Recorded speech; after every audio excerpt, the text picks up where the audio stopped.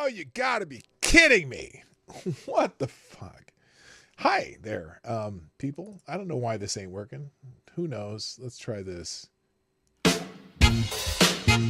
Ladies and gentlemen, coming to you live from the Lucky Dog studio in a hidden location somewhere in the upper Midwest of the United States of America, it's a brother making his own way but with all the wrong opinions. Welcome to the Morning Night Live with your host, the one and only P-Dog Knight.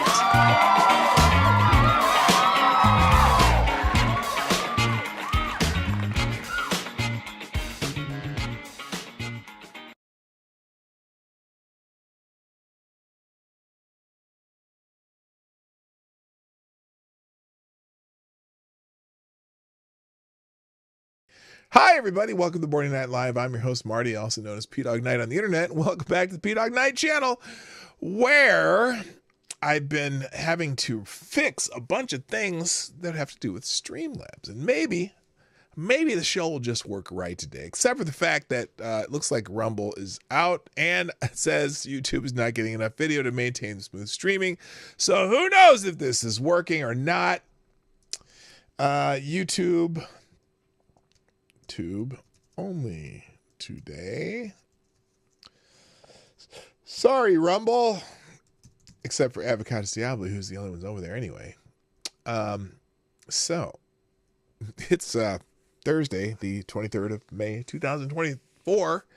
And I kind of have the glitches fixed, I think. I don't know. I still see this thing freezing every once in a while. I don't know what's going on. I had to delete Streamlabs completely and reload it, and it seems to be working okay, except it's not getting enough. Apparently it's not getting enough bit rate to YouTube, and Rumble just totally took a dump. So anyway, so let's say hi and get it going, because I got there's some breaking news that I just saw this morning. I'm like, oh, here we go. But before, I'm going to say hi to y'all. First the chat. Oh, I got to fix this too. Man, everything reverted too. It's weird. A bunch of stuff reverted back to the old version. So even my screens are messed up. All right, let's fix this real quick. Just a pain in the ass. So a lot of things are just on there that are just wrong, which is, you know. All right, we fixed that. Got that done. All right. So anyway, let's say hi. First and shout over to Rumble, who can't hear me on Rumble, but it's a good thing you're on YouTube too. That'd be Avocados Diablo, who gets the bell. Yeah. And I'm closing that link. Here, let me just put a link so people can go from there we go. There's a link if anyone happens to show up in Rumble.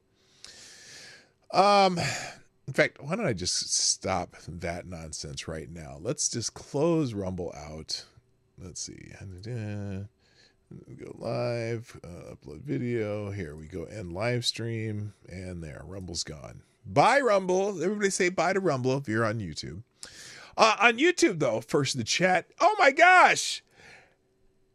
Little Willie won't go home, but he gets the bell today, cause he was first. Try telling everybody, but getting just worse. Little Willie is, he's first. Way to go, Willie. Are you gonna get? I hope that doesn't annoy you, because if your name's really Willie and you were alive back in the day when that song was out, you probably hated that song. So I apologize in advance if that is the case. But if not, then, well, there you go. Oh my gosh, finally, Locals was also messed up, and I couldn't do anything on Locals. I might start broadcasting the show on Locals too, but for some reason, there's a whole bunch of stuff that's messed up and on Locals too. So let me log back in finally. Anyway, also in the chat and YouTube, Mr. Avocados Diablo, of course. Also, good morning to our friend JB. Good morning, Somnoble Nation, Attack Alpaca, Gunfox61, the ever present and awesome administrator of the P-Dog Night Discord server. Also, good morning to Lord Stanhope. And, oh, there's a name I don't know because I don't read Taiwanese. Or what is that? Is that some form of Chinese or Cantonese? I don't know because I don't know Chinese characters. But good morning to you with the symbols for names. Also, good morning, Tyler F. Good morning, Lord Stanhope. I said, no, I didn't say Lord Stanhope. Special Can Acids here. Also, you're already there. Okay, what's going on here? Is this it? Poor Marty. What? Poor Marty. What? Why were you saying poor Marty? I don't know. Let's see. Anyone else here? The Haram Life is here. There you go. Still pushing you away. I'm not pushing you away. Wait. Did you say something, Willie? Did you say something about the song? I don't want you to go home, Willie. You might already be at home if you're watching the show. Who knows? Okay, let's just get into it because I'm floundering here. Thank you for those who are here already. Hopefully some more people will show up in the stream. If you haven't shared the stream yet, please do that. If you haven't hit the like button, please do that. And if you want to sponsor the show, well, oh, look, it reverted back to the right one on this one. Okay, that's good. So maybe we're figuring out. Buster's Outlaws. Oh my gosh, welcome back. Hadn't seen you in a while. Good to see you. So, now, normally I would go into just some of the trending topics, but I'm going to go right into the breaking news because I just saw this as I was putting together the show. And apparently, China has... China is asshole! China is doing military exercises around the great island of Taiwan, just a hair outside of their territorial waters. And so this has been breaking news all morning, just at different developments here. Here it is, update. Now this is update U.S. Civil Defense News, update Taiwan on full alert. Why is that? Get that off there. Why is that on there? There we go. Taiwan on full alert, deploying anti-ship missiles. Taiwan Defense Forces is deploying their Xing Feng 3, HF-3, supersonic anti-ship missiles to the coast to prepare for a Chinese attack. So what's been going on is China's doing military exercises around Taiwan. Now, I'm going to just go to the top of this topic. So at about 4 or 5 hours ago, the Taiwanese Coast Guard was warning the Chinese Navy to alter course. China 548 vessel. This is the Coast Guard of the Republic of China. Yilin patrol vessel. Your action will severely undermine the peace and stability in the Taiwan Straits. That will increase the possibility of incidents and security risks. Please change your direction. If you decide to enter, we will take action to repel you. Now, that's some serious shit, right? Taiwan's military is responding to Chinese exercises by deploying supersonic Xing Feng missiles, anti-ship missile batteries, and air defense systems around Taiwan. Let's see. There's some other things here. So Chinese planes and 31 ships are approaching Taiwan. That's according to AFP. Taiwan's military is preparing air defense systems after large-scale Chinese exercises. Taiwanese Coast Guard and Chinese Navy are currently having a standoff in the Taiwan Strait. So there's a picture from the Coast Guard ship, or of the Coast Guard ship and a Chinese ship. Now, again, China's I guess they're being careful to stay right outside of the technically territorial waters. But, yeah, that's concerning. It's very concerning. Taiwan has the right and missiles to defend itself by targeting the Three Gorges Dam if China invades. Okay, so there's some sword rattling going on over there. Good morning, ridiculous lunatic. How you doing? So yeah, they deployed JJ Fad. What? I don't know what that means. I don't know. So anyway, this is going to be very, wait, today's the 23rd of May, right? I said the 23rd. Yeah, apparently there's an earthquake in Taiwan recently, and so this is just video of. Oh no, that was from 20. Yeah, yes, no, that's from April 24th. Never mind. So anyway, here's the situation right now. So here is China now has now surrounded Taiwan by sea and air with warships and aircraft, but it's just a military exercise, right? This is the picture that this person's put up.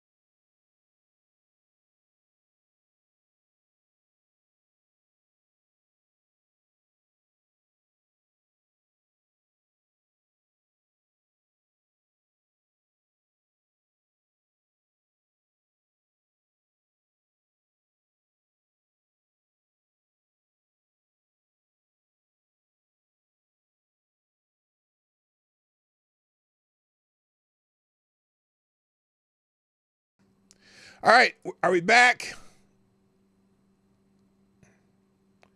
Are we back? Looks like it. Perhaps.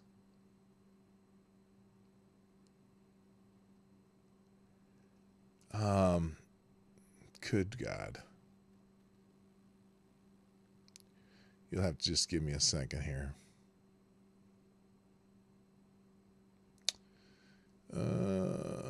Let's see.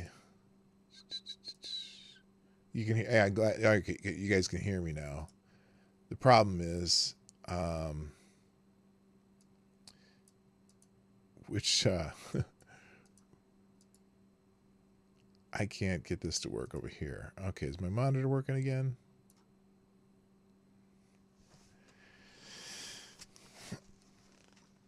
You don't know how frustrating this is. This has nothing to do with me.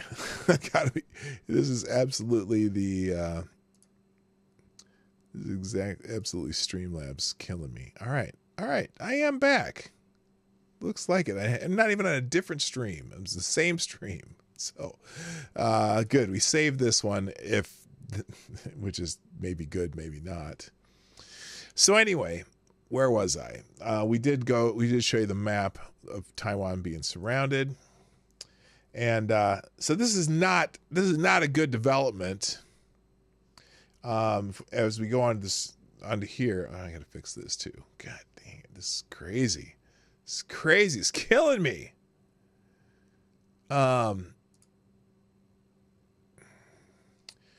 Here we go. So, new video, dozens of warplanes, multiple destroyers, frigates of the PLA Eastern Theater Command are encircling the island of Taiwan and its outlying islands, conducting mock strikes in the ongoing Joint Sword 2024A exercise. Oh, it started a whole nother stream? Is that what happened? Oh, son of a bitch.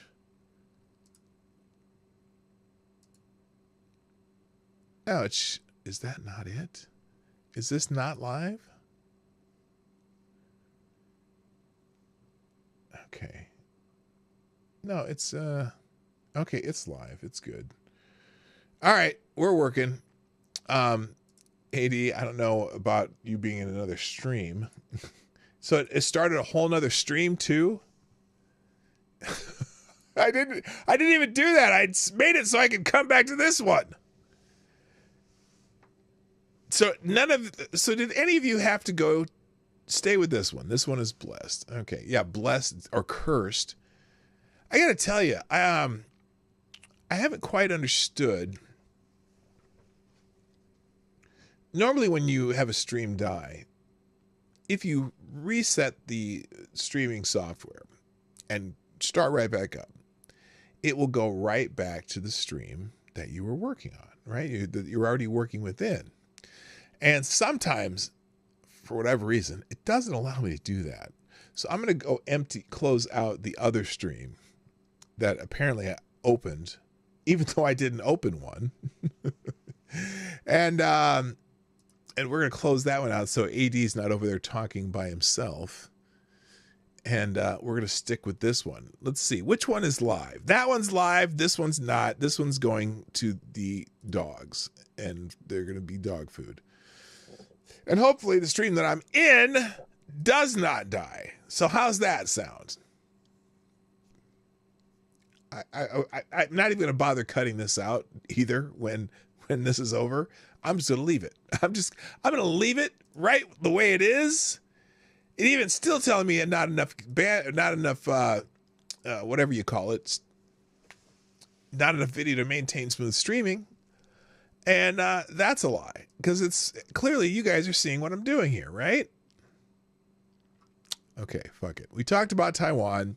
Let's get into the rest of the show, and we'll see how far we get, because there's so many things that I'll just do as many as I can. Hello, Episkipos Helsung. Very meta and alpha and omega at the same time coming into this, man. Yeah, this is look. In the immortal words of Elvis Presley, fuck it. We're just going to keep going. And my coffee, you're here, I'm here, and we're going to go. So Taiwan is let's say the Taiwan situation is fluid. And it doesn't mean that China's going to attack them. It's not the first time they've done military exercises around the waters of Taiwan. But the concern is they have the island surrounded doing these exercises and doing mock strikes. Good morning, Vader35. That's a new name. What's up? How you doing? Nice to have you here. And Dom O'Leary's in the house. A bunch of people are showing up now that the stream was dying, but it's back. You could be there. Well, you're not there anymore because I deleted it. So there you go. All right, let's talk about stuff we normally talk about. Like today, we always have a day, right? A special day. Well, today is more than extra special day. More than an extra special day. Because it's World Turtle Day. I went from Taiwan, possibly sparking a war with China, and vice versa, to World Turtle Day. Happy World Turtle Day! Now I'm sure that the Teenage Ninja Turtles are celebrating, but the problem is I can't scroll on World Turtle Day. Are we buffering again? No, we're not buffering again. Self-repeating. Yeah, it's the self-replicating Franken doing that. As we celebrate World Turtle Day, which is May 23rd, 2024. Okay, that's good. When we were in Hawaii, we saw a bunch of sea turtles sunning on the black sand beach. That was cool. Aren't you glad I told you that? All right, that's it. That's all I'm going to say about World Turtle Day. Also, it's Memorial Day weekend. Now, that's a little more important for us Americans, where we're going to celebrate Memorial Day on Monday, which is when we celebrate. Well, we honor those who have passed in the service of this country, mainly military people we talk about, but honestly, it can be whatever, whoever you care about, Memorial Day. So I'm looking at, though, as I'm looking at the trending topic here on X, the app formerly known as Twitter, for some reason, Chuck the Smarmy Prick Schumer is showing up in one of the first tweets here. So let's see what this is about. So someone named Daniel Turner says during Memorial Day weekend in 2018, Senator Chuck Schumer blamed President Trump for $3.12 gas. This Memorial Day weekend, the New York State average for a gallon of gas is around $3.70. Why is Chuck silent now? Well, that's not what Memorial Day is all about, but certainly here's Chuck, the smarmy prick from New York, Schumer, on Memorial Day 2018. The Memorial Day weekend. It's only on the right side. One of the things drivers look to when they're planning their vacations, their travel. Is oh, you mean the people who can afford vacations? Unfortunately, gas prices are going up and up and up. Oh yeah, they were terrible. New York State, in New York City and Long Island is now $3.12. Well, they're $3.70 today. That's really high, and some stations. I think Chuck's high. This one, $4. Oh, by the way, FTG Chuck Schumer. In Manhattan, the rents are higher, but prices are going through the roof.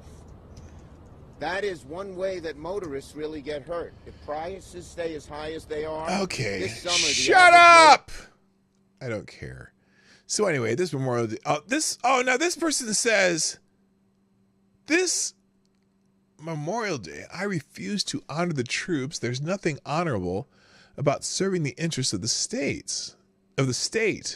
When I enlisted in the Army, I was naive. My principles had not yet fully developed. I was reeled in by the propaganda machine like so many others. After 3 years, I fully realized what I'd got myself into. It took a year of interviews, mental evaluations, hearings, and waiting for my packet to go all the way to the Pentagon to finally be separated as a conscientious objector from the murder cult known as the United States Army. I'm ashamed of by my service, and anyone who got duped into signing away their lives in the military industrial complex should be as well. However, to make up for my misdeeds, I've made it my mission to help keep impressionable people away from predatory military recruiters. Thankfully, I was never deployed, never shipped overseas to support an endless war. I may not be alive today to make this post. If I were, I will end this post with this. Dear soldiers, your actions actually threaten the American people, not keep us safe or more free. You are an enemy. You work for the enemy. You further the enemy's agenda. You're not protecting people. In fact, you're paid with money stolen from those very people. You're protecting the government so it can keep exploiting us. Keep real heroes don't fight for villains. Get out of there as soon as you can. It's not easy, but impossible. But it's impossible. I did it, and it's the best decision I ever made. Do not die in vain. Retweet to save a life. Okay, now I'm kind of like, in some ways, I can mildly agree with the guy, but also I can say fuck that guy. Look, Memorial Day is to commemorate the people who did go into service and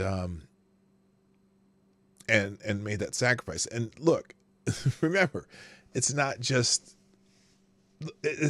I can't say.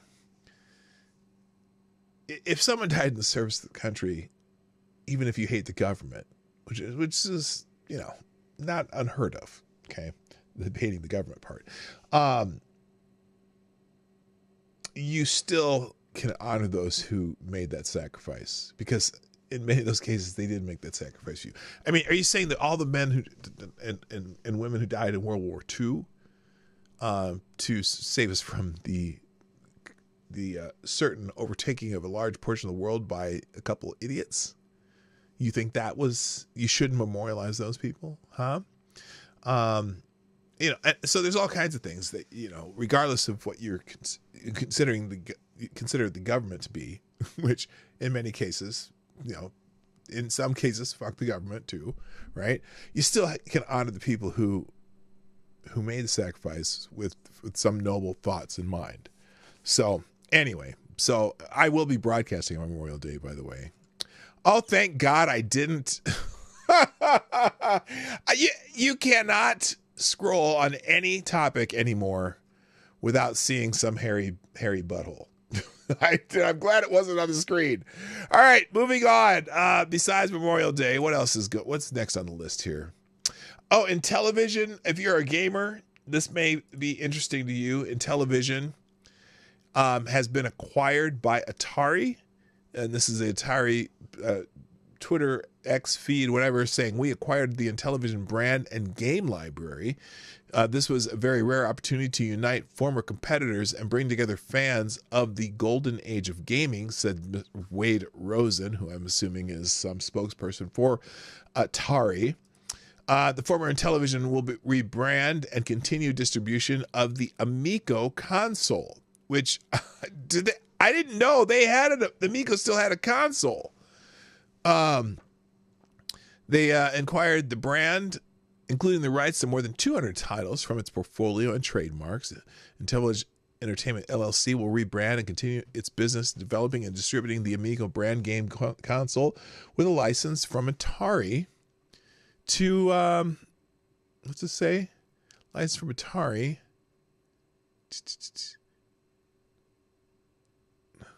Wait, where's the... Oh, to continue to distribute new versions of the Intellivision games on the Amico console. Atari will seek to expand digital and physical distribution of legacy and television games, potentially create new games, and explore brand and licensing opportunities as part of a long-term plan to create value from the Intellivision properties. Now, if I remember right,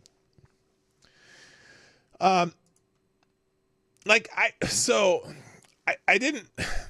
trying to think of a Intellivision game. Can anyone think of a game that from Intellivision? I know I probably played some of them back in the day, but they're not really giving any. I guess I'm scrolling through the. Did we freeze again? No, we didn't. Just my computer froze. I mean, I'm trying to think of games from Intellivision. You are going blind.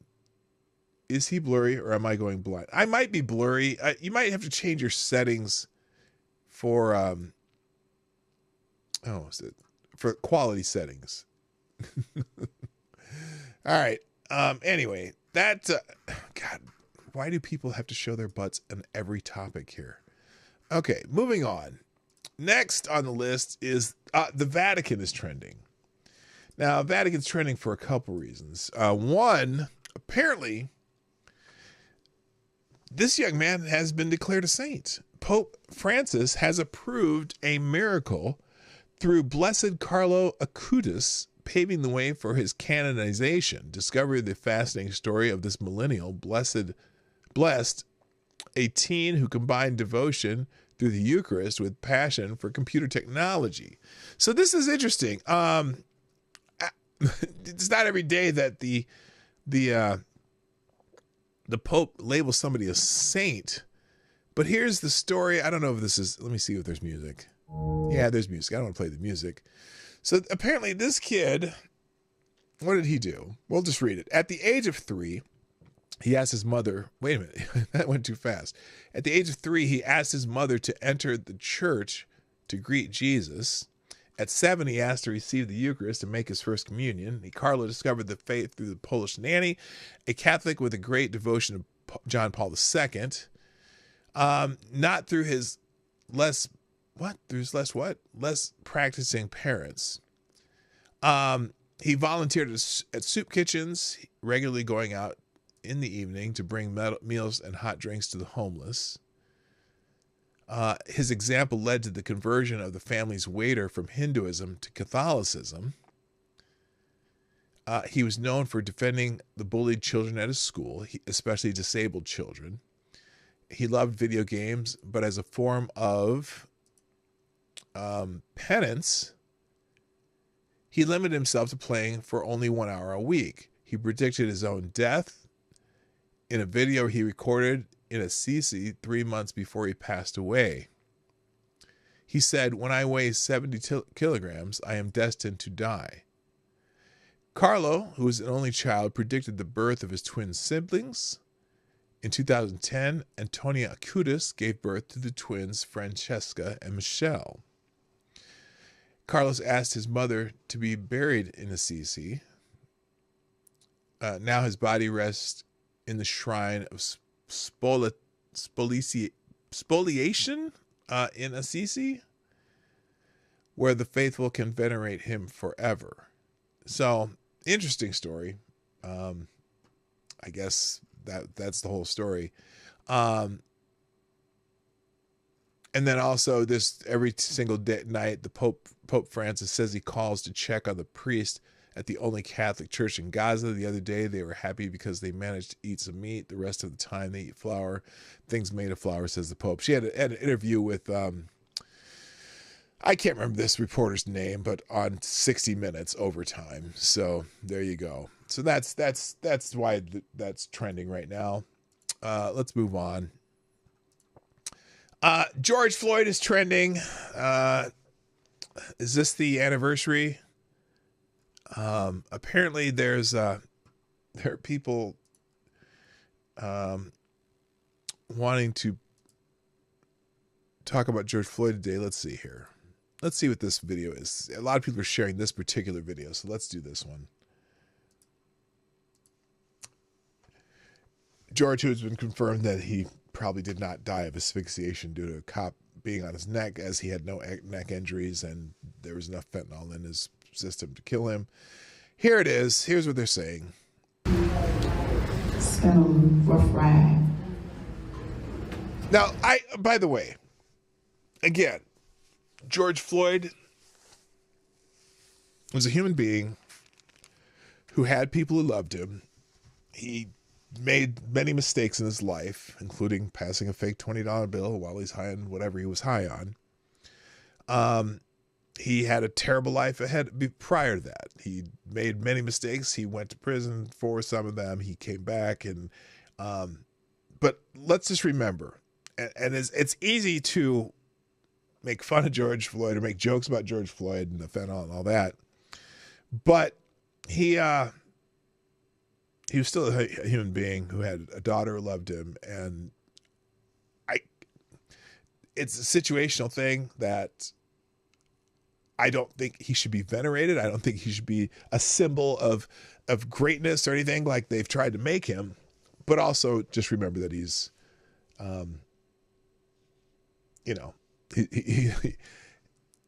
it's still a tragedy that he's dead. Okay. And whether you believe that it was the officer's fault, which I don't believe it was the officer's fault that he died.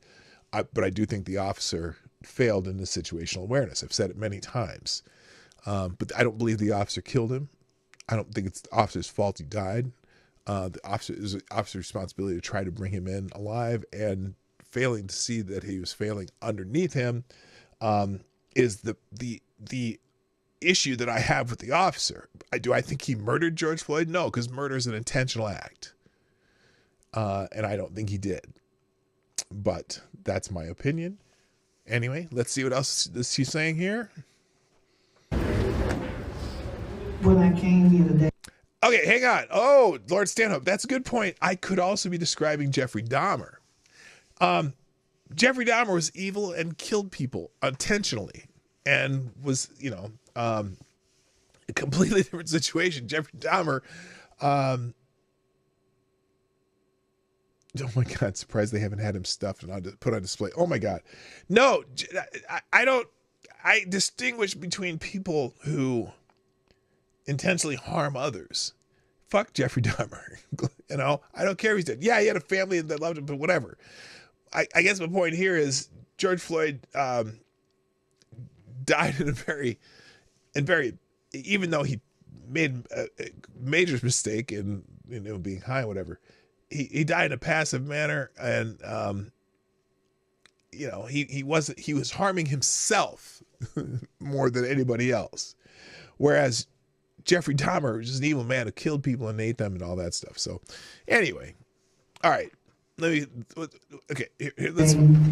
I almost had an emotional breakdown. I don't know where you are there today. Because it reminded me the day that George Floyd got killed. Okay. Where they get you to lay the flowers at. And the red represent the blood.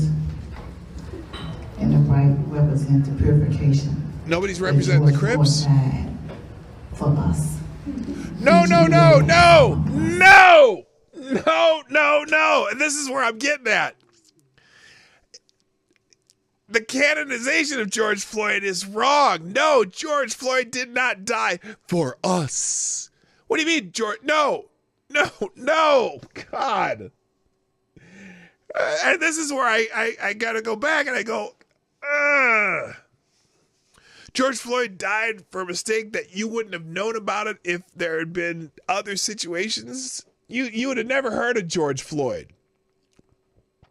Except for the total exploitation of George Floyd. He did not die for us. No. He died because he OD'd. And was in a situation where a cop didn't realize that he was in that, there was no ODing. Okay? Stop. Holy shit. Had no George Floyd died, we wouldn't be here. God exploiting his name. He was a chosen. Exploiting his name. Exploiting his name. No, you use dead black men as a cudgel, and you're exploiting George Floyd. And you would have never heard about him if there were some demographic differences and not riots. Holy shit. So that I don't know what this was. A lot of people sharing that George Floyd was a violent criminal who got a golden casket and celebrities to attend his funeral while the rest of the country couldn't even visit their loved ones in the hospital. That is true. Is this the anniversary of George Floyd's death? It probably is. I guess I wasn't thinking about that. So anyway, that's why George Floyd is trending. All right, next. Senate apparently has been reversing course on the so-called border security bill. Now this happened yesterday. The Senate is set to vote on a so-called bipartisan border security bill that was previously blocked by Republicans. The bill negotiated earlier this year by a bipartisan group of senators. Yeah, the smarmy prick from New York and some of the lesser, let's just say the John McCain wing. And it has been a point of contention. The Democrats pushing for its passage and Republicans criticizing it as insufficient. The vote is expected to fall again, with Republicans likely to vote against it, citing loyalty. No, they're not going to be citing loyalty to the former president. Has nothing to do with the former president. It's a bad fucking bill. Hello, those ain't real dude, and Blue-Eyed Scream, and TC. What's up? And Simon Wolfwood. And Jimmy Das Hotep.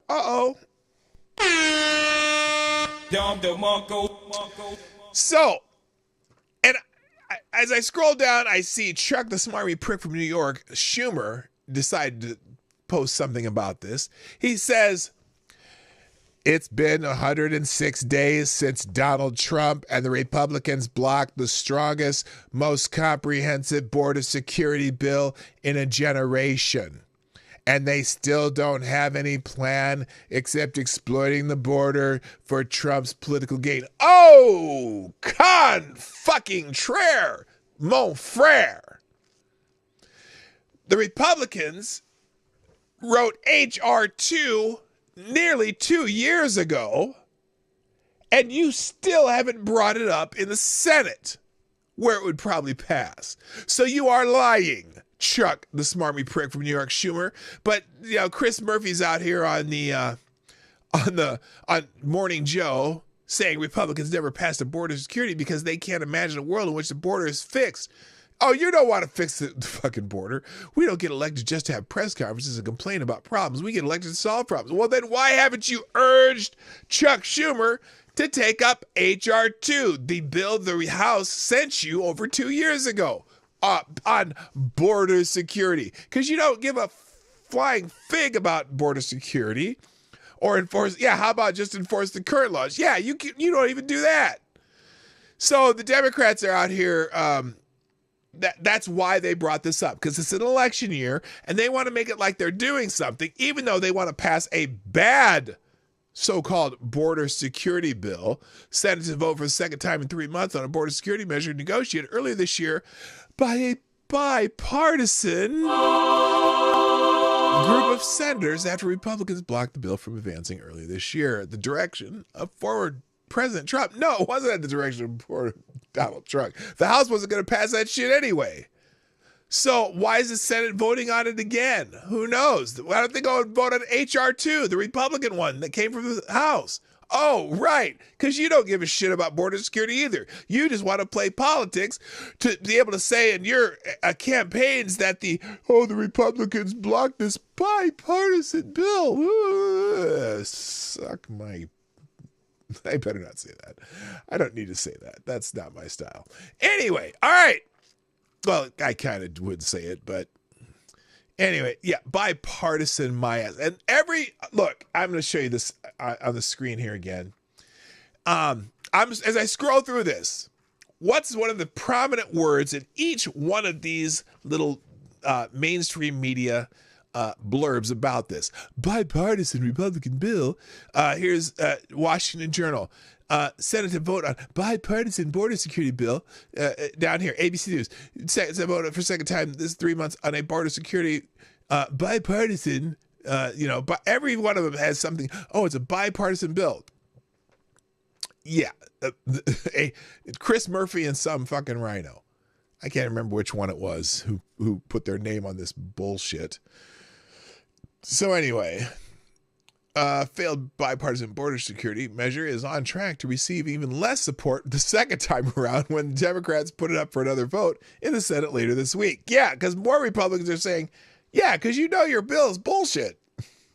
Anyway, all right, FTG to Chuck Schumer again. Moving on, oh my God. Ted Cruz is trending. Now, why is Ted Cruz trending? Well, oh my gosh.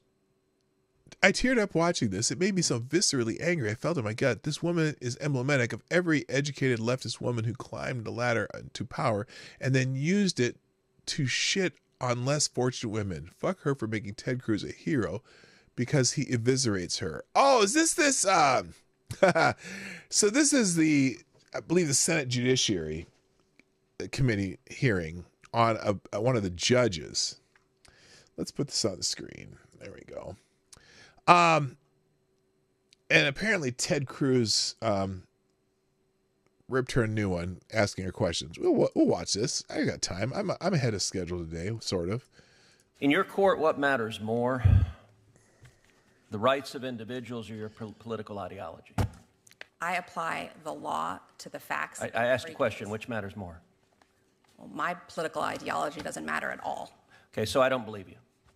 And I think this case demonstrates that you are willing to subjugate the rights of individuals to satisfy your political ideology. This case involves a male defendant who raped a 9-year-old boy. Was he guilty of that? Yes, the petitioner pled guilty to that. Okay, so he raped a 9-year-old boy. He also raped a 17-year-old girl. Was he guilty of that? He pled guilty. The petitioner pled guilty to that crime as well. So was he guilty? I hope so, because she pled guilty to it. He was a he when he did this. That's correct. 1 year after being released again, he was convicted of having child pornography. Is that correct? I'm unclear on exactly the time frame that you're at, but the petitioner was convicted of that's a little better. Pornography. Child pornography that was images of adults violently raping children. Abhorrent conduct. Okay. For which there are real victims. And this individual, 6'2", biologically a man. A minute ago, you said that when this man decided that he was a she, you said this individual was, quote, I wrote it down, sober and entirely a female. That phrase struck me as remarkable. Did this individual have male genitalia? I think what I said, or at least what that is a verbatim quote, entirely a female. Sorry, what I meant to say was hormonally a female. Okay, but that's not entirely. Did this individual have male genitalia? Yes. So you took a 6'2" serial rapist, serial child rapist with male genitalia. I got a feeling that this and he said, stream will be limited. I'd like to be in a women's prison. And your answer was, that sounds great to me. Let me ask you something. The other women in that prison, do they have any rights? Is that a question you're yes, asking me? the other women in that prison, do they have any rights? Of course. He said other women, which would mean that he said that this prisoner is a female? Well, no, I know what it means. Anyway. Do they have the right not to have a 6'2" man who is a repeat serial rapist put in as their cellmate? Senator Cruz, I considered the facts presented to me, and I reached a decision. Oh, the facts? What facts? Do they have a right not to have a 6'2" man who is a serial rapist put in as their cellmate? Do those women have a right to that? Every person who's incarcerated has the right to be safe in their space. But you didn't think so. You didn't think so. And in fact, I'm going to give some quotes from your order because Senator Kennedy is right. This is not a judge's order. This is a political activist. By the way, the beginning of your order says, at birth, people are typically assigned a gender. I got to say that would astonish a lot of Americans. A lot of Americans think you go to the hospital, a baby is born, and congratulations, you have a little boy, a little girl. The assigned a gender, I know you went to Brown, but it sounds like it's in a college faculty lounge with no bearing on reality. The Bureau of Prison argued what I'm saying right now, that if you put this person in a female prison, there will be a risk of sexual assault to the women. And you know what you did? You said you didn't care about the women. Have you dealt in what universe is someone who is a serial repeat child rapist not at a risk of reoffending? Senator, as I do in every case. Okay, I know you've been told to repeat the line, I follow the law. Well, I asked a question. In what universe is someone who is a serial repeat child rapist not at risk of reoffending? Sir, I looked at the facts that were before me in What this facts case. did you look at? All of the evidence, including the statements of every warden who had supervised this petitioner. I have to say, if I were the father of one of those women, and you decided that my daughter's cellmate was going to be a 6'2" man who over and over and over again committed violent sexual assault, I would say the entire justice system is absurd, and it is clear on your record your political ideology matters a heck of a lot more than the rights of those women that you endangered. I think you're a radical, and I think you have no business being a judge.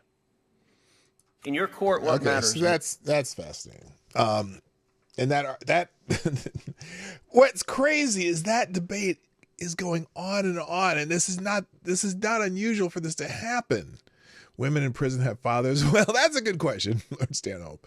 And I don't know about, that was a weird way to put it. But even in prison, women have the presumption that they're not going to be stuck in a cell with a 6'2" man who has committed serial crimes of the type that Ted Cruz was mentioning there. That's going to get this video demonetized. But anyway, now also apparently Ted Cruz was on with Caitlin Collins, and people are highlighting a certain segment of this. So we're going to go on this too, because Cruz stumps at CNN. This is CNN's Caitlin Collins with a history lesson after she tried gaslighting him on accepting election results. So this is funny. This is going on a lot where reporters or people are saying, oh yeah, Donald Trump didn't accept the election results and he should be, disqualified from ever running for office again. So Ted Cruz decides to give Caitlin Collins a history lesson. Here's how this goes. You were the first senator to object to the votes. Mm-hmm. In 2024, will you certify the election results? Do you plan to object, or will you accept the results regardless of who wins the election? So, Caitlin, I got to say, I think that's actually a ridiculous question. It's a yes or no question. It's not. Let me explain why it's a ridiculous question. It's not a question. You've ever asked a Democrat that? Of course. What Democrat? But what Democrats? Hold on a second. What Democrats challenge it? What Democrats? I know. I've been down this road many times. But then why do you keep doing it? You cannot compare the two situations. We have talked about that. We've seen the audio of that when they protested on the Senate floor. Hold on a second. But has you ever had a sitting president who refused to facilitate the peaceful transition of power, refused to acknowledge that his successor won the presidency? So, A, we did have a peaceful transfer of power. I was there on January 20th. I was there on the swearing in. Barely. B, if you look at in 2000, Democrats went to the Senate, or 2001, Democrats went to the Senate floor and objected to George W. Bush. In 2004, they went and objected. And what did the president do? In 2016, Democrats went and objected to Donald Trump. And so... Look, and what happened in 2016? Because I remember a guy named Joe Biden was vice president, and he went to the Senate floor and certified the votes. So do you want... Am I wrong? So you're asking, will you promise no matter what to agree an election is illegitimate regardless of what happens? And that would be an absurd thing to claim. Like, we have an entire election law system that people challenge elections. Elections get overturned. Voter fraud gets proven. That happens all the time. And the media engages in this weird game post-Donald Trump that you insist no voter fraud has ever existed. Why does every state have laws in place to challenge voter fraud if it occurs? The media Why do you have election challenges? This isn't a game. I tried to look through history and precedent, and the best precedent I could find was the election of 1876. 1876 was between Rutherford B. Hayes and Samuel Tilden. And what happened there were serious allegations of voter fraud, and Congress didn't throw its hands up and say, you know what? CNN demanded that I accept the results no matter what, so ignore the fraud. I got to go. But hold on. What did Congress do in 1876? How did the president handle it? What did Congress do in 1876? Senator, I have to know. You can't I'm answer asking yes or no to this question. I'm asking a question. What did Congress do in 1876? You can't answer yes or no to this question. And Republicans, can you answer my question? Why are you refusing to answer my question? I'm conducting the interview with all due respect. So anyway, every time I hear them ask this question, it is a ridiculous question. Oh, well, will you accept the results of the election? Yes or no? Well, what if there's evidence of massive fraud? Yes or no? What if there's evidence of massive fraud? Do you expect, let's say, okay, let's ask Caitlin Collins. If Joe Biden loses the election in 2024, and they find out that they lost by 3 electoral votes. You know, there was 3 electoral votes that put Donald Trump over the top. And in one state with 10 electoral votes, they find out that there was a massive fraudulent fake vote campaign. Would Joe Biden accept the results of the election? Would Democrats accept the results of the election? The Democrats didn't even accept the results of the election in 2016. Yet, 13 members of Congress object to the votes in several states in 2016? And I've never once heard a reporter on any of these networks ask that question of one of those Democrats who challenged the election results in 2016. Oh, Caitlin says, well, the vice president didn't entertain it. Well, so what? Are you saying they didn't challenge the results? And how many times have you heard Hillary Clinton or any other Democrat say that Donald Trump stole the election, or Donald Trump was an illegitimate president, or the Russians, interfered in the election and that's why Donald Trump won, or Donald Trump paid off a porn star and the election interference of that one incident of supposedly that the people didn't hear about a porn star, that's why Donald Trump won the election. He was an illegitimate president. It is insane that they'll ask that question as if not one Democrat has ever questioned an election. as if there's never been an election overturned because they found out there was fraud or there was something going on. There was just a recent election, I think it was in New Jersey, where they found out that there was massive voter fraud and they had to change the results of the election. So the idea that you're going to ask Republicans, well, if Joe Biden wins, will you accept the results of the election? I'll accept the results of the election if it is up and up. Sure, why not? But if there's some bullshit shenanigans going on that are obvious, then no, I'm not going to. Now what? Now what do you want to know? So anyway, it's a stupid thing. Moving on. And that's also why Caitlin Collins is also trending. She's trending too, but because Ted Cruz, will you certify the election results? No, if they're fucked up, then no, then I won't. Next thing's trending. And is it today that Donald Trump's going to go to the Bronx? Holy shit. Oh, no. Let's see. It's 2 a.m. President Trump just now landed in New York City after a long day in Houston and Dallas. The man never stops. He has a huge event in the Bronx. Yes, today's the day. Donald Trump's rally in the Bronx. In the Bronx. So here's this is him coming off the plane in New York City after he was in Houston and Dallas. And here it is. If this is true, mayor of Bronx backs Trump. Where's AOC crying out? This is the mayor of the Bronx. Holy shit. Wait a minute. Is this real? Let me look at this. Bronx mayor and South Bronx support President Donald Trump. What? Okay, hold on. You got to be kidding me. Outside noise. We got to come together, Latino, Black Americans, white Americans, Jew Americans, to save this country. They are only interested in stripping us of our sovereignty, stripping us of our rights, stripping us of our religious rights, stripping us of our freedom of speech. They are moving fast. Is this the mayor? To make sure we support Donald Trump, to make sure we have somebody in the White House that will stand up for us. That's what it's all about. It's not about the outside noise. It's about us making noise together to save this country. It's the South Bronx. Well, South Bronx, okay. Because I lost faith in the church. I lost faith. Oh, the Bronx is the South Bronx, okay. Their job was to stand up for the less unfortunate. And guess what? We have so many Americans. Look at all these black people, though. I don't care if it's the Bronx or the South Bronx. To strip us of our humanity. Strip us of everything that we own. Strip us of our rights to raise our children the way we want to raise our children. Ooh. We have to stand up against them. We have to make sure that our voices are louder than that. That's what we have to do. We have to stop standing silent, and we have to stop being quiet. We have to stand up against you were just singing? of our time, like all of our leaders did for us. And that's what I mean. So it's not about just supporting Trump. It's supporting your rights. It's supporting this country's rights. It's supporting our children. It's making sure that we stand up against all of the things.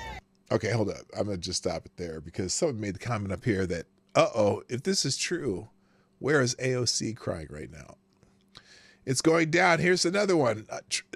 Who is this? Is this that little rapper dude? No, this is everybody. It's Trump Latinos. Listen, y'all can see we in New York. Trump done hit us up and it's about to go down in the Bronx tomorrow. Y'all make sure y'all don't miss out, man. Pull up to the rally. Let's go. We in New York. Everybody. Okay. I am just when does this happen? Is there a live feed? I would love to live stream during this thing. Holy shit. Someone here, I'm so ready to see Donald Trump take over the Bronx tomorrow. Who is this? Let's listen to this dude.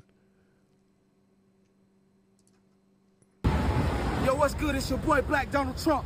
And we got every patriot coming to see Donald Trump here right now in the Bronx. We here. We turning up.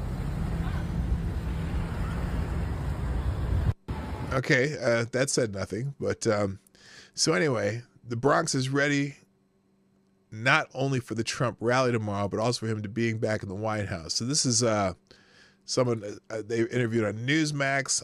This is you know this is messing up some Democrats seeing this. Like struggling, people are getting desperate too. That brings the crime up. When you get poverty and you get a bunch of people that come here that get actually more benefits than the people that been here, then what?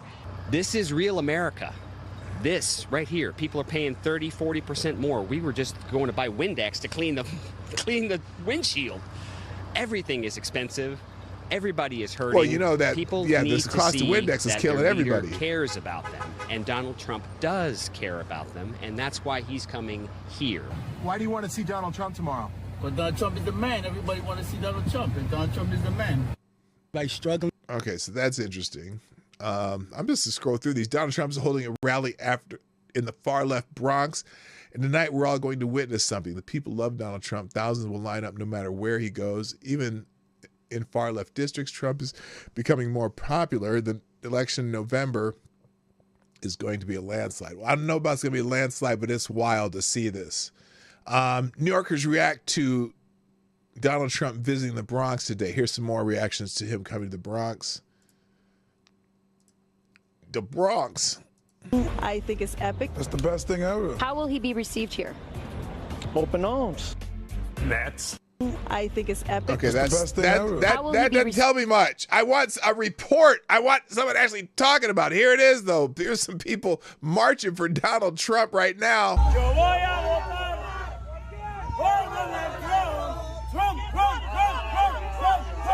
Okay, that's about 12 people. That doesn't tell me anything.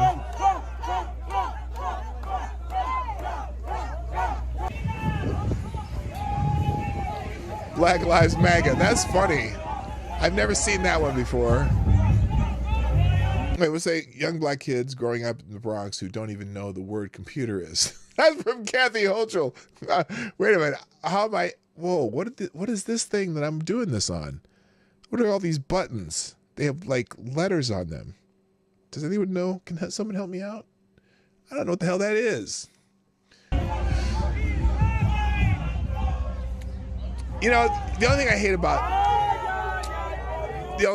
like videos like that. So you saw that group there, right? It was about 12 people, but they make it look so much bigger. They'll put signs closer to they'll put the camera closer to signs, so you're not really seeing what's going on around it. I want to wait and see the actual rally in the Bronx. Okay. Now, but AOC is not happy. Oh, she is not happy that Donald Trump will be in the Bronx. Here's this is on MSNBC. This will be good. Here we go. There she is, Donkey Chompers herself. Here we go, talking to Chris Hayes. Oh, wait. No, that's Rachel Maddow. Never mind. I'm sorry. Talking to Rachel Maddow. Oh, wait. I don't know if that's Chris Hayes or Rachel Maddow. It's one of them. It's either Chris Hayes or Rachel Maddow. I'm not 100% sure. Here we go. Here's AOC not happy. What do you think about a big Donald Trump rally in the Bronx? I mean, I think, as you mentioned earlier, this guy is stuck in court. And let's be very clear about the fact that he is stuck in court over hush money payments. Hush money legal. No. I had to correct somebody. They too. Legal non-disclosure agreement payments. Legal. Okay? They keep saying that there's a reason that the word hush money gets bandied about, because they tries to make it sound like it's illegal. Nope. That part of this trial was 100% legal. And in fact, had the comptroller at Trump Enterprises entered it differently, there would be no trial. They're claiming the reason there is a trial is because, they classified it incorrectly in their records, okay, as legal fees. Now, really, it was part of a legal reimbursement and legal fees. And had they classified it as reimbursement, or if they had used it in a different way, there would be no trial here. But that's how nitpicky they got. It's an accounting crime or misclassification that normally would just result in you can make a correction or pay a small fine. But they're looking to destroy Donald Trump. So they connected it to other laws that he supposedly broke to make it a felony, which is a joke. But anyway, story about him having sex with Stormy Daniels in the lead up to the in the lead up to the election. And I 10 years earlier. think that because he is stuck on so many charges around fraud and these payments. But what about going to the Bronx, AOC? You're not even talking about him coming to the Bronx. He is stuck in a pretty tight radius of where he can go. Really? Because he was just in Houston yesterday. Houston ain't the South Bronx. City's blue. Brooklyn's blue. Brooklyn is blue. Queens is blue. The Bronx is blue. And she blue. I'm sorry. I'm so fucking childish. And he's got nowhere to go. And so he's decided to come to the South Bronx. He's broke. He needs to pay these legal funds. And broke? How is he broke?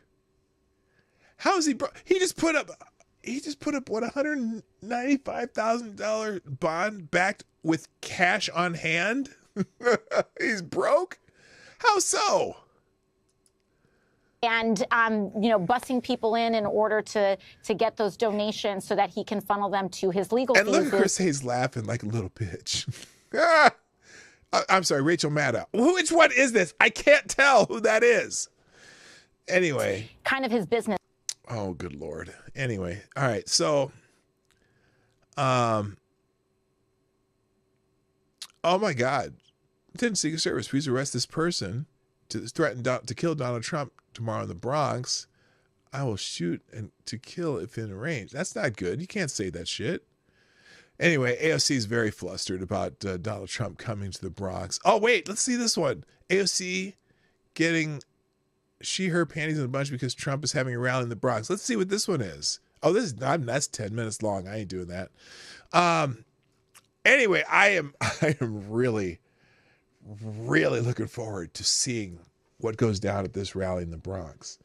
Because now look, I don't know if there's going to be thousands of people there. I mean, and if people come from other places like they do from other Trump rallies, that certainly will bolster the numbers at the Bronx rally. But I want to see what happens at the Bronx rally. Because I see lots of videos of people from the Bronx celebrating that he's coming there. All right, let's move on. Nikki Haley's trending. Apparently, Nikki Haley has confirmed that she will vote for Donald John Trump if he is still in the race in November. This is somebody who asked at the Hudson Toot whether she would vote for Donald Trump. Here's Nikki Haley's response. So on these issues, these national security critical issues that you've described today, who do you think would do a better job in the White House, Joe Biden or Donald Trump? Here's her answer. Listen carefully. As a voter, I put my priorities on a president who's going to have the backs of our allies and hold our enemies to account, who would secure the border, no more excuses. A president who would support capitalism and freedom. A president who understands we need less debt, not more debt. Trump has not been perfect on these policies. I've made that clear many, many times. But Biden has been a catastrophe. Ding! So I will be voting for Trump. Oh my God. Oh my God. I stand by what I said in my suspension speech. Oh my goodness. Trump would be smart. You know. To reach out to the millions Lincoln of Project, people who voted for me and Joe continue Walsh, to support me. And not assume Mitt Romney, that they're just going to they're all losing their minds right now. And I genuinely hope Nikki Haley said she will vote for Donald Trump because he's better on these policies than Joe Biden. And look, isn't that my mantra kind of? Because I don't care about Donald Trump's personality. I care about what he actually does. Okay. And as you know, one of my favorite lines is, what? What's my favorite line about Donald Trump, everybody? Just put it in the chat. You know what my favorite line is. Just finish the sentence. Donald Trump is but he'd make a way better president than Joe Biden. And I don't care what his personality is. He's policy-wise, he's correct on 95% of the time. Okay? He gets a little sketchy on some free speech things and whatnot, but otherwise, Donald Trump is far better choice of candidates. So now Donald Trump did respond to this. Apparently, Donald Trump talking about when Liz Cheney endorsed Nikki Haley. Here's Donald Trump talking about this. 1 at 8 and 1 at 11 in the swing states. Well, Nikki Haley, have you ever heard of her? I didn't know she was still campaigning. She's still campaigning? Oh, she was just endorsed by Liz Cheney. Can you believe it? If Liz Cheney ever endorsed me, I'd say, no, I don't want it. I don't want that. And there's a comparison graphic that they're going to put up on the screen, which is sort of interesting. But we're leading. Yes, it's blurry. We're beating everybody. We're beating her by a lot, but we're beating. Anyway, that wasn't the point, but I guess he didn't respond. But yeah, so on these issues, Nikki Haley just said that she will vote for Donald Trump. That's why she's trending right now, and people are mad. And Liz Cheney's trending just because Donald mentioned her in a speech, and Liz Cheney says that Trump is supporting Speaker Mike Johnson's a moral hypocrite. Here, I could just sum up Liz Cheney trending, but like this. FTG, Liz Cheney. I don't care. Moving on. All right. I have a few articles open. We'll get into a couple here. I really didn't. I wasn't even planning on getting into that today. China is like pizza. Uh-oh. Oh, China's asshole? China is asshole! By the way, welcome to the show, Mr. Scott. Nice to see you back. It's been a while, man. Also, Lunatic, you're already here. Oh, unacceptable views. Select a boy. There we go. Yeah, boy! All right. Now, some odds and ends. Time. Wait. What the hell's going on here? Did my computer freeze? Oh, there we go. All right, let's go to a few articles here. Apparently, the House GOP has claimed now that Hunter Biden lied under oath multiple times during his congressional deposition. House Republicans have obtained information they say proves indisputably that Hunter Biden lied under oath multiple times during his congressional deposition earlier this year. The House Ways and Means Committee on Wednesday held a markup session to discuss documents protected under IRS Code 6103, a portion of the tax code that keeps certain information confidential. Discussing that material without it being properly released by the House Ways and Means Committee is considered a felony. The panel voted Wednesday to release that information.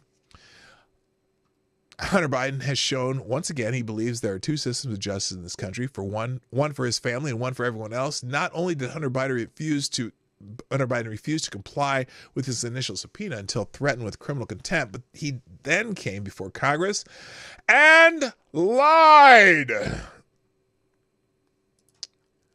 House Ways and Means Committee Chairman Jason Smith told Fox News Digital on Wednesday the Ways and Means Committee investigation and the documents released today are not part of a personal vendetta against Hunter Biden, but are meant to ensure the equal application of the law, asshole. Smith said that the documents the committee obtained revealed that Hunter Biden lied at least 3 times during his deposition. After publication, Hunter Biden's attorney, Abby Lowell, in a statement denied that any of the 3 examples were lies. Quote, "Here we go again, grasping at straws and twisting Hunter's testimony to try to revive an impeachment inquiry that was complete and utter failure," Lowell said. Smith noted that lying during sworn testimony is a felony offense that the Department of Justice has prosecuted numerous individuals for in recent years, and the American people accept the same accountability for the son of the President of the United States. Hunter Biden lies under oath and obstruction of a congressional investigation into his family's potential corruption calls into question other pieces of his testimony. Smith said the newly released evidence affirms once again the only witnesses who can be trusted to tell the truth in this investigation are the IRS whistleblowers. So anyway, I think this is a futile line of attack by the House Republicans, regardless if he actually lied under oath or not, because we already know the Justice Department ain't gonna do shit. But I think maybe they will it just gets it out into the public eye, I guess. I'm so tired of the Hunter Biden story, even though it's true. He's going to keep getting away with it while his father is the president. So it's very frustrating. Now, speaking of lying, the like father, like son, the White House issued apparently several corrections to Joe Biden's NAACP speech. In the transcript, they changed the transcript of Joe Biden's speech to the NAACP. Now, I thought transcripts were supposed to be verbatim accounts of what a person has said in a speech, but apparently that has not happened.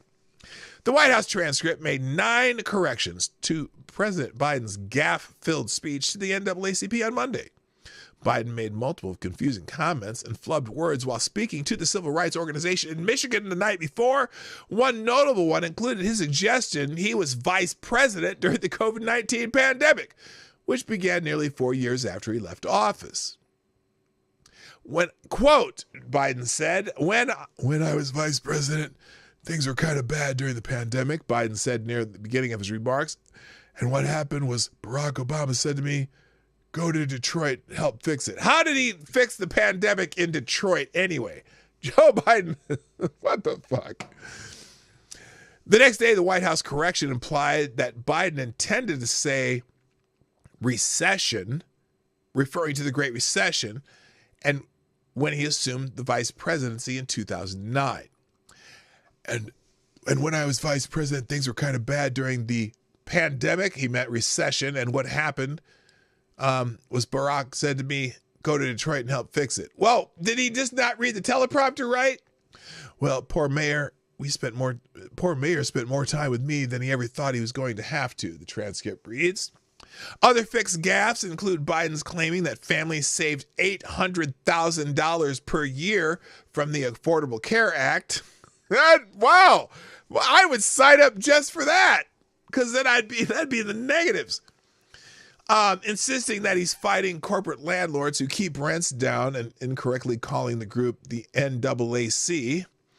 Biden also mispronounced words inspiring and insurrectionist, saying inspiring and erectionist. Maybe he was thinking about Stormy Daniels and her cohorts. Anyway, these words were corrected in the transcript. In a statement to Fox News Digital, acting deputy press secretary Sam Michael said, quote, we're focused on the substance of the transcript and the heart of President Biden's speech, how he is fighting for Americans by lowering the cost of prescription drugs, making transformational investments in HBCUs, and protecting Medicare and Social Security. End quote. Well, yeah. No, they're fixing what dumbass couldn't read or couldn't say or whatever. So, all right, so much for that. Moving on. Let's see. This is interesting. We already said that Nikki Haley endorsed Trump, which is wild. So we already saw the clip of that, but that's also, there's an article in the Post Millennial. We'll move on from that. Andy Reid, the Kansas City Chiefs head coach, has supported Harrison Butker. Andy Reid has not talked to Harrison Butker about the kicker's commencement speech at Benedictine College, but he said, yeah, listen, I talk to Harrison all the time, and I didn't talk to him about this. I didn't think we needed to, because it was a nothing burger. And anyway, and he tells you everything you need to know about how a Super Bowl winning coach and his defending Super Bowl champions are handling the so-called Harrison Butker controversy. You recall Butker gave a speech that addressed President Biden's abortion stance, contrasted Pride Month with godly pride, and addressed the role of women and men in society. All opinions that, well, let's just say they got people riled up. But within the Chiefs organization, it was nothing. And then Reed said, we're a microcosm of life here. Everybody's from different areas, different religions, different races, and so we all get along. We all respect each other's opinion. Not necessarily do we go by these, but we respect everybody to have a voice. It's a great thing about America, man. And we're just, like I said, a microcosm of that. My wish is everybody could follow that. So Mahomes also basically said the same thing. Let's see. Oh, and Butker will visit the White House. Remember the other day there was a question of whether or not the reporter was asking Latrine Jean-Pierre, well, will he be welcome in the White House? Well, duh, he's part of the team. Of course he's welcome. Why wouldn't he be welcome in the White House? I hope there's protesters that go to the White House because Harrison Butker goes there. Wouldn't that look great to middle America? All right. That's enough of that story. The Federalist.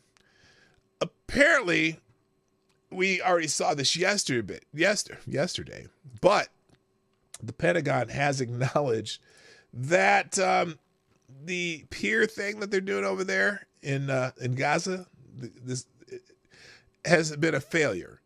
So it didn't take long for the Pentagon to all but confirm that the temporary Gaza port constructed at the behest of President Biden is turning out to be a total bust.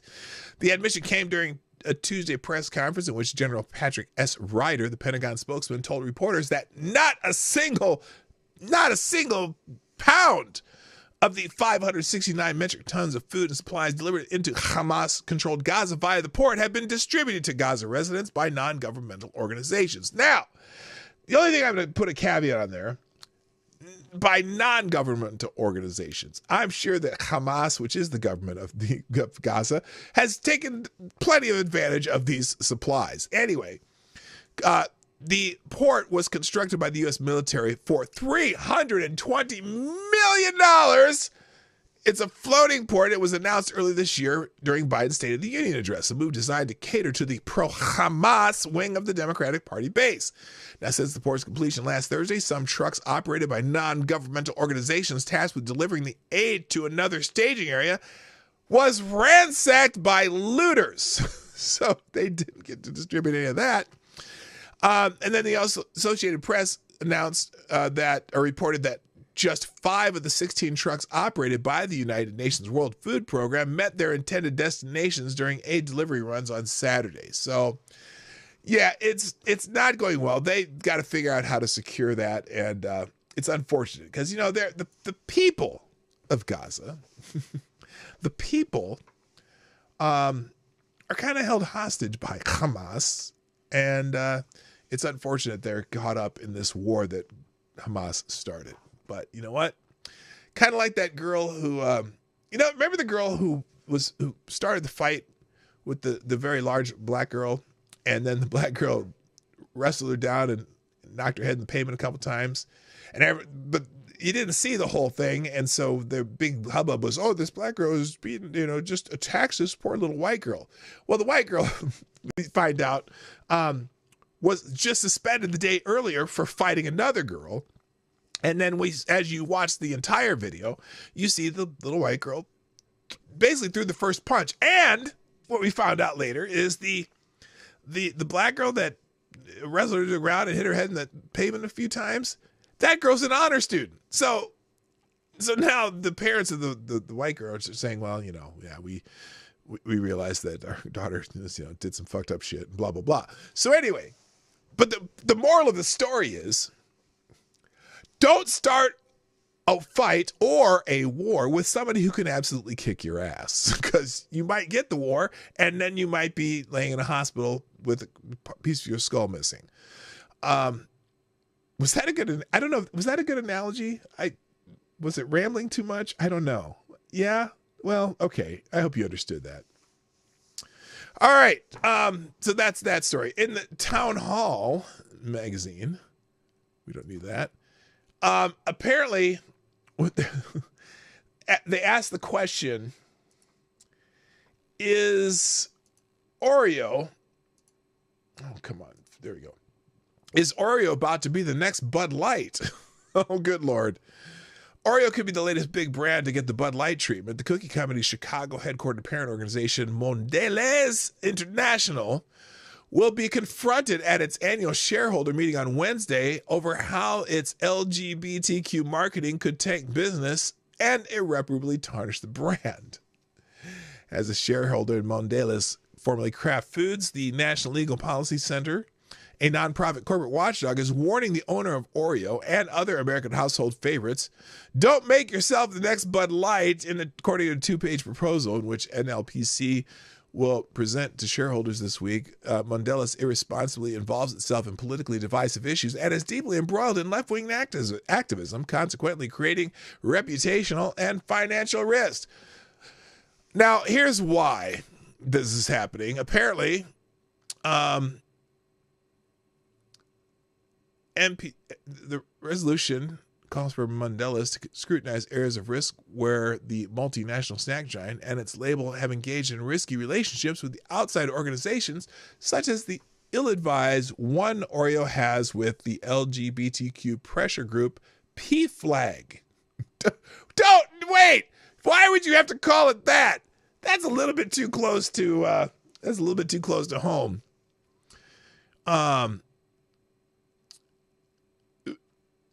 PFLAG, just a word of love, support, acceptance, and equality for all, to which Oreo responded, we couldn't agree more. That's why we make such a great team. Oh, okay, great. Since at least 2020, the Cookie Kingpin has been a proud partner of PFLAG, previously the National Parents, Families, and Friends of Lesbians and Gay Network, which actively lobbies against state laws to protect minors from medical butchery, pushes so-called gender-affirming procedures on school-age children as young as 3. So, now I haven't seen them. Oh, yeah, that's right. They did have the Pride Oreos. Remember that? And I don't know if they've had the trans Oreos yet, but here it is. Happy Pride. We are once again proud to partner with PFLAG, the oldest ally organization for LGBTQ plus people, to help make the world a more loving place for LGBTQ plus families and allies. Well, I don't know.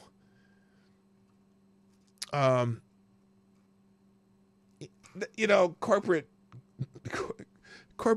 companies, whatever companies, have to pander, they think, to every cause and whatnot. So who knows if they'll become the next Bud Light? I don't know. Who cares?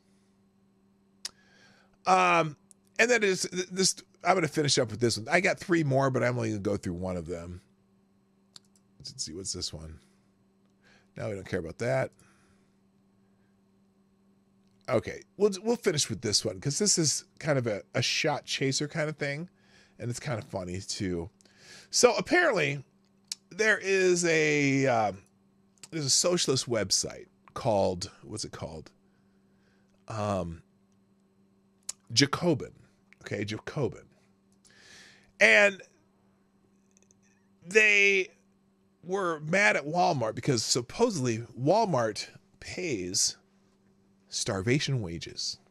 Socialist propaganda website Jacobin was the subject of a hilarious community note on X when posting an article about Walmart's first quarter profits.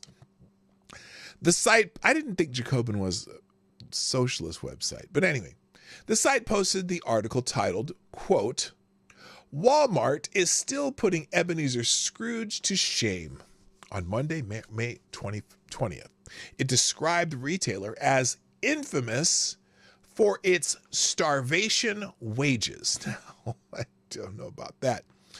Now, the surge is a result of its strategic shift towards catering to affluent shoppers while its full-time workers continue to rely on Medicaid and food stamps, the post added. However, social media users were quick to point out the low rates of pay for Jacobin's writers, who are only paid 7 cents per word.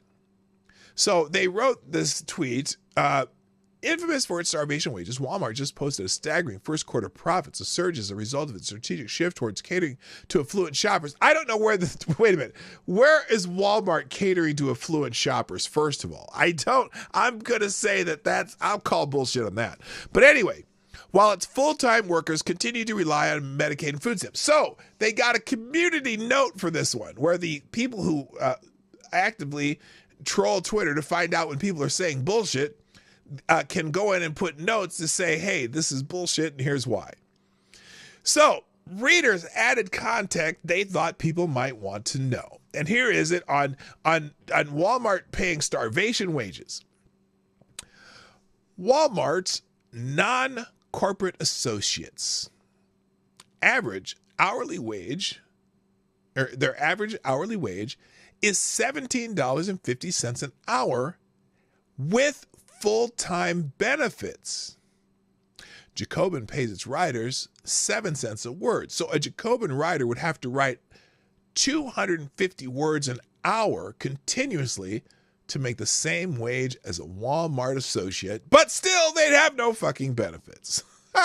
Well, isn't that special? Now, this pay rate for which writers are asked to complete at least 1,800 words is at lower end of the pay scale for inexperienced beginner writers. Alas, a worker at Walmart who can enjoy additional company benefits out-earns the average writer in the Jacobin sweatshop when you account for the amount of research and editing it takes to complete an 1,800-word article. So, Jacobin pays 7 cents a word for 1,800 words, $125 for almost 2,000 words. You'll get paid several times as much per hour working for Walmart as you will be pitching Jacobin and then researching and writing the article. So there you go. Sometimes when you say stupid shit, someone's going to go, excuse me, you just said some stupid shit. And on that note, I got through this show with only one major glitch. So I don't know how these even look when you do the replay, but thanks for those who stuck around and waited for the thing to start again. I appreciate you. And in fact, I appreciate everybody here. Thank you for joining me today on the Morning Night Live. I will be back tomorrow for Funky Friday, which is kind of a free-for-all Friday now. We just kind of wing it and see what happens and try to catch things in the news as they go. Or just, if you have something to talk about, you can put it in the chat or drop a super chat or something and hijack the show. Also, tomorrow will be Q&A day. And so if you have questions or you haven't thought of a question yet, start thinking about your questions now, except for Avocados Diabli, because Avocados Diabli does best when thinking of questions on the fly. So thank you. I'll be dropping all these links in the chat as soon as they render, and they'll be in the description on both YouTube and Rumble? Well, no, they won't be on Rumble because I'm not on Rumble right now. Or am I? I don't even know if I'm on Rumble right now. We'll see if this part of the show ended up on Rumble. Anyway, thanks for joining me. I got to go. My name is Pete Dog Knight. And I'm out of here. I got to change this outro. There's no more snow. But anyway, bye-bye. Have a great day. Hey, this is P Dog Knight, and thanks for watching today on the P Dog Knight channel. If you have an observation or remark you'd like to make about this video or my channel, I absolutely welcome you to write it in the comment section down below. I really look forward to hearing from you. And before you go, if you like what you saw but you're not already subscribed, please make sure you hit the subscribe button and definitely click that bell that pops up afterwards so you'll be notified when I post new videos or when we go live. I broadcast my live show, The Morning Night Live, Monday through Friday at 10 o'clock Eastern, 9 o'clock Central. A special thank you to all the supporters of this channel who share our videos on social media and who make donations through Streamlabs, YouTube, Venmo, and Cash App, which are all linked in the description down below. Thanks again, and until next time, I'm P Dog Knight, and I'm out of here.